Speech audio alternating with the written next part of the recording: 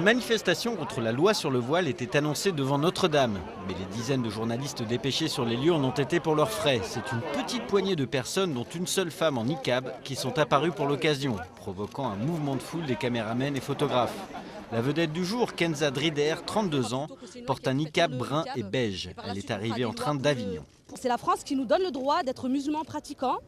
C'est la laïcité qui nous garantit ce droit-là. Donc non, moi je reste dans mon pays et je défends mes droits, tout simplement.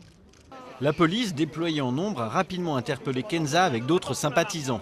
Dans le même temps, l'organisateur du rassemblement, Rachid Nekaz, de l'association Touche pas à ma Constitution, a affirmé avoir été interpellé en compagnie d'une amie en niqab devant l'Elysée.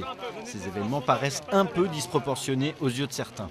Chacun pratique la religion qu'il a envie de pratiquer, bien sûr, hein, ça, évidemment, mais sans un signe ostentatoire, c'est tout.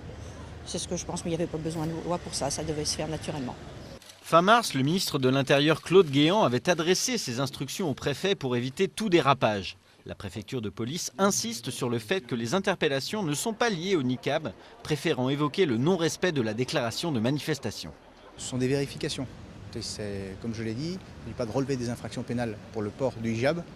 Il s'agit là de relever une infraction à la manifestation, qui est un droit encadré, soumis à déclaration. Voilà ce qu'aujourd'hui on relève. Depuis lundi, le port du niqab ou de la burqa n'est plus autorisé dans la rue, les jardins publics, les gares, les commerces ou les mairies, en vertu de la nouvelle loi qui proscrit la dissimulation du visage.